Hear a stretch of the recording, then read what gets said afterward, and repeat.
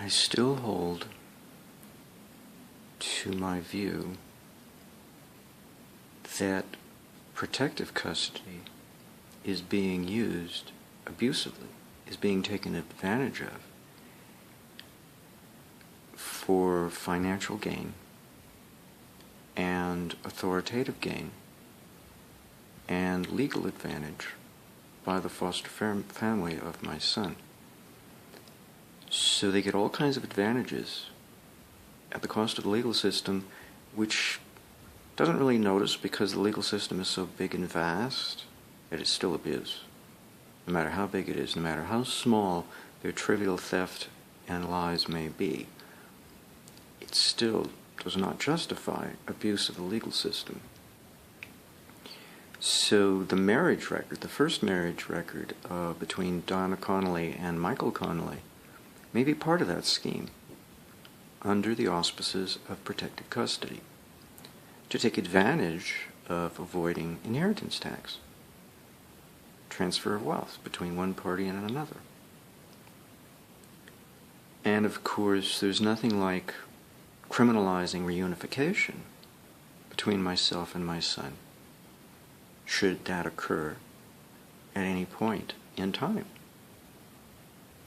and protect against it, to defend against that, under the auspices of protective custody and the solidarity of authority, parental authority, over a foster child under the action of protective custody. So protective custody is a legal venue, but it can be abused without, let's put it this way, it can be used under inadequate authority, questionable authority. And this is what I'm looking at. That's my view. So it's certainly nothing to fear, but it's something to understand. How does it fit into the whole scheme of things?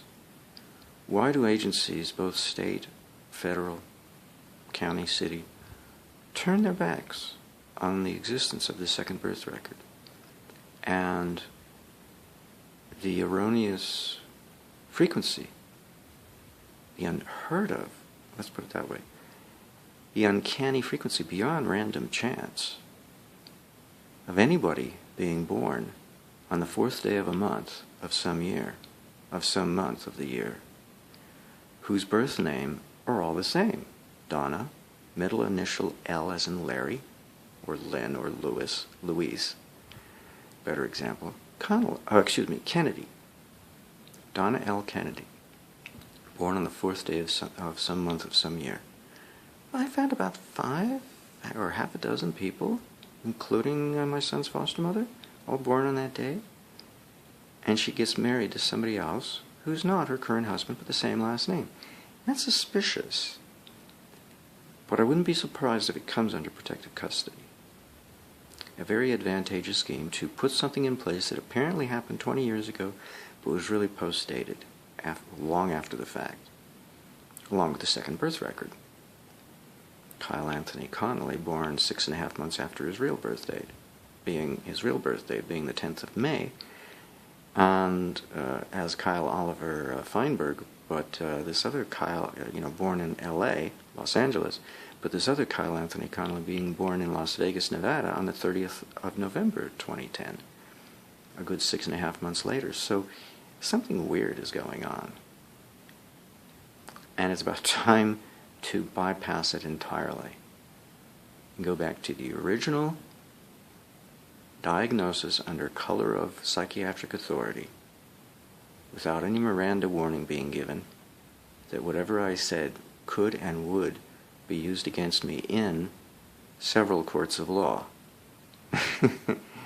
So it's really the psychiatrist's fault. In 1987, David M., as in Michael, whatever it is, Wolf, WOLFF.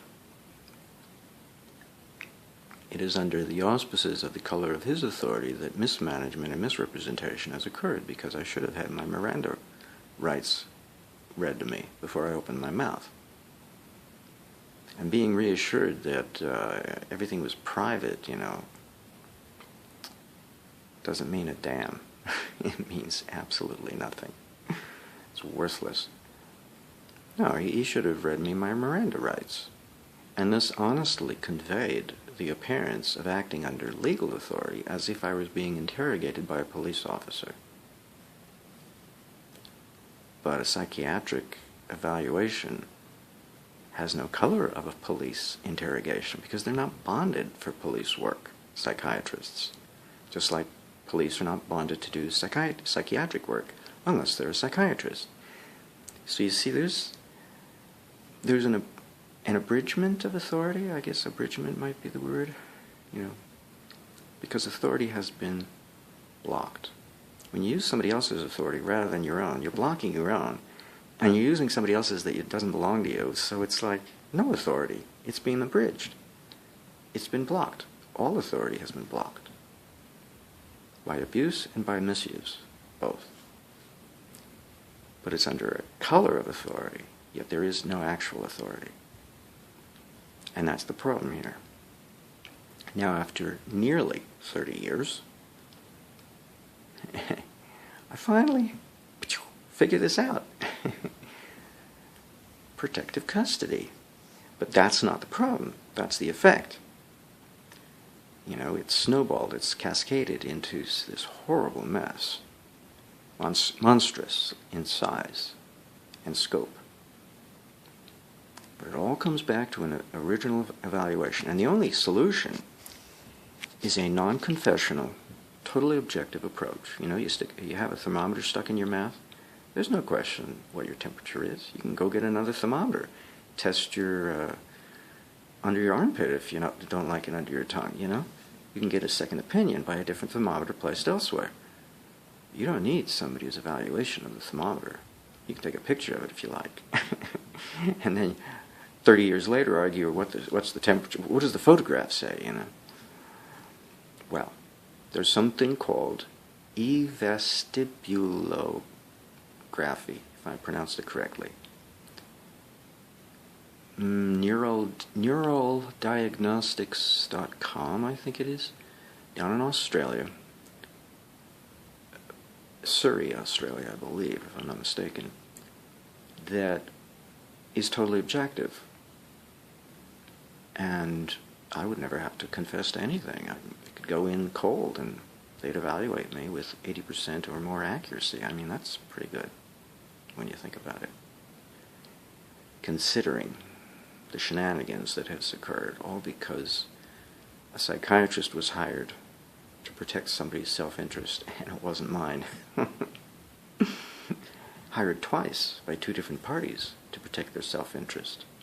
So, it's about time all of this gets corrected without retaliation.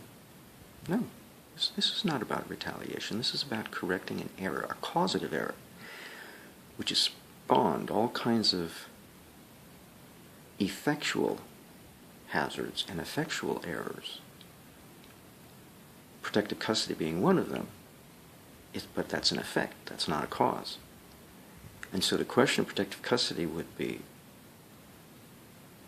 misguided, because it's not the problem. Oh, it is a problem of its own, but it's not the cause. The cause is the psychiatric evaluation nearly 30 years ago. That is the problem. And that has to be replaced with one of a completely different nature. Not simply a second opinion. That would be worthless. It has to come from completely a different procedure that is relatively much more objective and less subject to opinion. No matter how qualified that opinion might be, I don't care. When you stick a thermometer, the only qualification to a thermometer's accuracy is its manufacture. And if necessary, its calibration, but that's it. Once you stick it in somebody's mouth or under their armpit, you just read off the reading. You don't sit there and debate, well, what do you think it says? I mean, you could have a second look, somebody else could look at it, but you could just take a picture, and then you can have as many people as you like look at it, at the picture. It's not subject to interpretation to the same degree that standard psychiatric procedures are subject to. In the northern Western Hemisphere, we can't say in the West, because Australia is included, oops.